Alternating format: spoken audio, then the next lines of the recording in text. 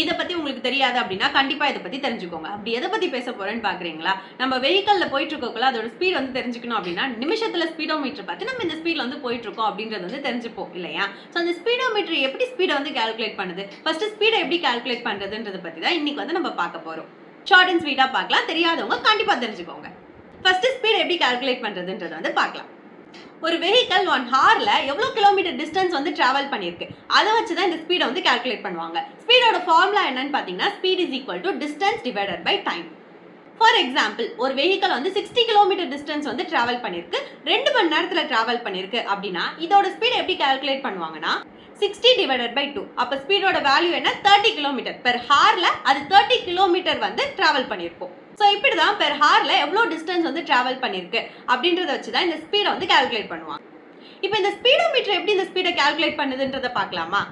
ஒரு வீலோட circumference plus அது எத்தனை டைம் ரொட்டேட் ஆகுது அப்படின்றத வச்சு தான் இந்த ஸ்பீடோமீட்டர் இந்த ஸ்பீடை வந்து கால்குலேட் பண்ணுது. ஃபார் எக்ஸாம்பிள் ஒரு வீலோட சர்க்கம்ஃபரன்ஸ் அதாவது சுற்றளவு பார்த்தீங்கன்னா 2 மீட்டர் வந்து இருக்கு அப்படின்னு வச்சுக்கோங்களேன். அது ஒரு தடவை ரொட்டேட் ஆச்சு அப்படின்னா 2 மீட்டர் டிஸ்டன்ஸ் வந்து அது கவர் பண்ணும்.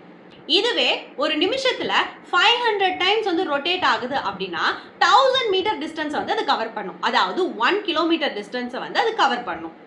இப்போ இதோட ஸ்பீடை வந்து நம்ம கால்குலேட் பண்ணலாம். Speed is equal to already பார்த்த மாதிரி distance divided by time. So இது எவ்வளோ டிஸ்டன்ஸ் வந்து கவர் பண்ணிருக்குன்னு பார்த்தீங்கன்னா 1 கிலோமீட்டர் டிஸ்டன்ஸ் வந்து கவர் பண்ணிருக்கு. எவ்வளோ நேரத்தில் கவர் பண்ணிருக்கு? 1 மினிட்ல வந்து கவர் பண்ணிருக்கு இல்லையா? ஸோ நம்ம 1 மினிட் வந்து இங்கே போட மாட்டோம். ஸோ இது வந்து ஹார்ல வந்து கன்வெர்ட் பண்ணணும். ஏன்னா கிலோமீட்டர் பெர் ஹார்ல தான் ஸ்பீட் வந்து கால்குலேட் பண்ண முடியும்.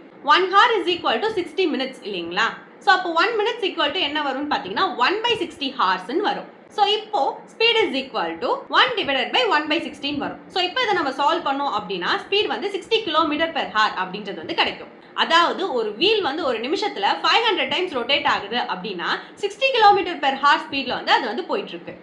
ஸோ இப்படி தான் இந்த ஸ்பீடோமீட்டர் வந்து இந்த வீலோட சர்க்கம்ஃபரன்ஸ் பிளஸ் அது எவ்வளோ வேகமாக ரொட்டேட் ஆகுது அப்படின்றத வச்சு ஸோ எத்தனை தடவை ரொட்டேட் ஆகுதுன்றத வச்சு இந்த ஸ்பீடை வந்து கால்குலேட் பண்ணுது. ஸோ இந்த வீலோட ரொட்டேஷன் வந்து தெரிஞ்சுக்கிறதுக்கு வீலுக்கு பக்கத்தில் ஒரு ஸ்பீட் சென்சார் வந்து அட்டாச் பண்ணியிருப்பாங்க. கரெக்டாக இந்த ஸ்பீடோமீட்டர் வந்து இன்னுமே எப்படி ஒர்க் ஆகுது, எப்படி அந்த சென்சார் வந்து கரெக்டாக அந்த ரொட்டேட்டிங் ஸ்பீடை வந்து கண்டுபிடிச்சு அது வந்து ஸ்பீடோமீட்டர் வந்து கால்குலேட் பண்ணுது அப்படின்றதெல்லாம் இன்னும் டீட்டெயிலாக உங்களுக்கு தெரிஞ்சுக்கணும் அப்படின்னா ஸ்பீடோமீட்டர் அப்படின்ட்டு கமெண்ட் பண்ணுங்க.